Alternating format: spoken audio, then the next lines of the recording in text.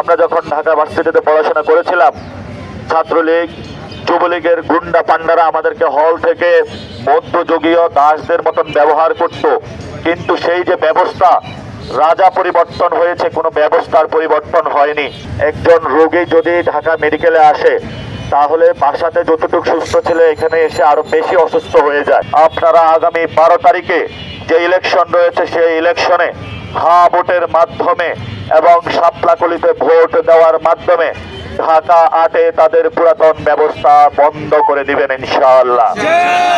এই গণ অভ্যুত্থানের সময় আমাদের অসংখ্য ভাইকে আহত করা হয়েছিল, শহীদ করা হয়েছিল। ঢাকা মেডিকেল কলেজের নার্স ডক্টর যারা রয়েছেন, তারা নিজেদের বুক পেতে আমার ভাইদেরকে রক্ষা করেছিলেন। আমরা আজকের এই গণসংযোগ কর্মসূচি থেকে যেই সকল পুরো বাংলাদেশের ডক্টর, নার্স, সংশ্লিষ্ট কর্মকর্তা গণ অভ্যুত্থানের সময় আওয়ামী ফেসিবাদের বিরুদ্ধে নিজেদের জায়গা থেকে লড়াই করেছেন, আমরা আপনাদেরকে ধন্যবাদ জানাচ্ছি। সাথে সাথে আপনারা জানেন বাংলাদেশের যে মেডিকেল সেক্টর রয়েছে, স্বাস্থ্য ক্ষেত্র রয়েছে, সেটা একটি ভুতুড়ে অবস্থায় রয়েছে। এই যে একটি মেডিকেল ইউনিভার্সিটি, মেডিকেল কলেজের সামনে যদি আপনি পরিস্থিতি দেখতে চান, তাহলে সেখানে দেখতে পাবেন একজন রোগী যদি ঢাকা মেডিকেলে আসে, তাহলে বাসাতে যতটুকু সুস্থ ছিল এখানে এসে আরো বেশি অসুস্থ হয়ে যায়।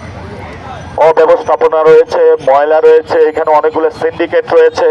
আমরা যদি বাংলাদেশে এইসব সিন্ডিকেট ধ্বংস করতে না পারি, তাহলে বাংলাদেশে কোনো উন্নয়ন হবে না।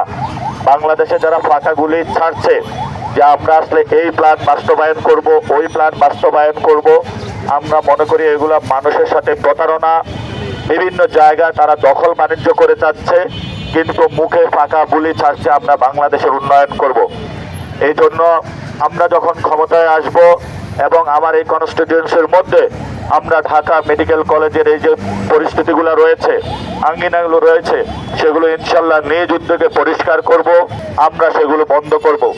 আমরা যখন ঢাকা ভার্সিটিতে পড়াশোনা করেছিলাম, ছাত্রলীগ যুবলীগের গুন্ডা পান্ডারা আমাদেরকে হল থেকে মধ্যযুগীয় দাসদের মতন ব্যবহার করত, কিন্তু সেই যে ব্যবস্থা রাজা পরিবর্তন হয়েছে, কোনো ব্যবস্থার পরিবর্তন হয়নি। একই কায়দা এখনো সেই ব্যবস্থা চলমান রয়েছে।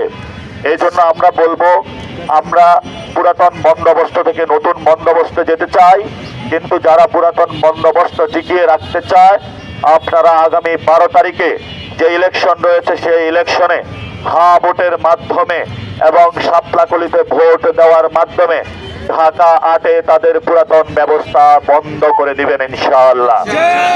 আপনারা জানেন যে বাংলাদেশের যে স্বাস্থ্য ব্যবস্থা, এই স্বাস্থ্য ব্যবস্থা প্রাতিষ্ঠানিক যে অবস্থায় রয়েছে, গণ অভ্যুত্থানের পরে আমাদের আহত যারা ভাই রয়েছিল, আমরা তাদের চিকিৎসাটুকু দিতে পারি নাই, কারণ ঢাকা মেডিকেলের যেই ব্যবস্থাপনা রয়েছে, এখানে বাংলাদেশের পর্যাপ্ত শিক্ষা এবং চিকিৎসা দেওয়ার কোনো ব্যবস্থা নেই। আমরা জানি ঢাকা মেডিকেলের ভিতরে আপনারা শেখ হাসিনার আমলে দেখেছিলেন, একটি কলা আর একটি ডিম দিয়ে পুকুর চুরি দুর্নীতি করেছিল, আপনাদের সবাই স্মরণে আছে না? কিন্তু সেই ব্যবস্থার এখনো কোনো পরিবর্তন হয় নাই।